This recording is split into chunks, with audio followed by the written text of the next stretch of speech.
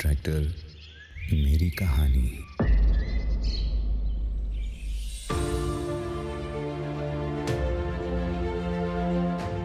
ನಮಸ್ಕಾರ ರೈತರ ಬಾಂಧವರೇ, ನನ್ನ ಹೆಸರು ಅನಿಲ್ ಕುಮಾರ್ ಅಂತ.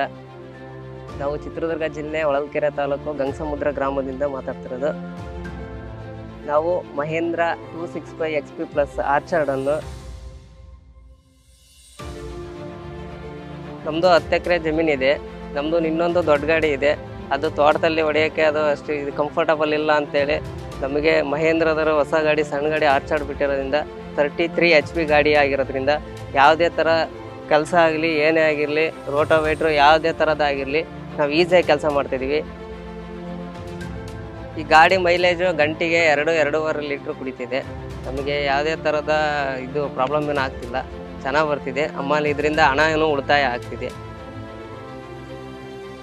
ಈ ಗಾಡಿದು ಯಾವುದೇ ಥರ ದೊಡ್ಡ ಗಾಡಿಗೆ ಸಮಕ್ಕೆ ಟ್ರೈಲರ್ ಆಗಿರ್ಬೋದು, ಯಾವುದೇ ಥರ ಬಲರಾಮ್ ನೇಗಲು, ರೋಟಾವೇಟ್ರು ಯಾವುದೇ ಥರದ ಎಲ್ಲ ಕೆಲಸನೂ ದೊಡ್ಡ ಗಾಡಿ ಸಮನಾಗೆ ಚೆನ್ನಾಗಿ ಮಾಡ್ತಿದೆ, ಚೆನ್ನಾಗಿ ಬರ್ತಿದೆ ಗಾಡಿ.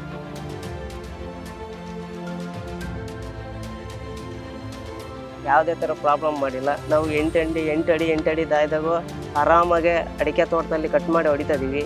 ಯಾವುದೇ ಥರ ಆಯಾಸ ಅನ್ನಿಸ್ತಿಲ್ಲ. ಇದ್ರ ಸ್ಟೇರಿಂಗೇ ಆಗಿರ್ಬೋದು, ಇದ್ರ ಹೈಡ್ರಾಲಿಕ್ ಸಿಸ್ಟಮೇ ಆಗಿರ್ಬೋದು, ಇದ್ರ ಆಪ್ಷನಿಂಗ್ ಯಾವುದೇ ಥರದ್ದಾಗಿದ್ರು ಗಾಡಿದು ಚೆನ್ನಾಗಿ ಪರ್ಫಾರ್ಮೆನ್ಸ್ ಚೆನ್ನಾಗಿದೆ. ಇದು ನಿಜವಾದ ರೈತರ ಗಾಡಿ ಅಂತಲೇ ಹೇಳ್ಬೋದು. ಮಹೇಂದ್ರ ಟ್ರ್ಯಾಕ್ಟರ್ಸ್ ಟಫ್ ಫಾರ್ ದಮ್.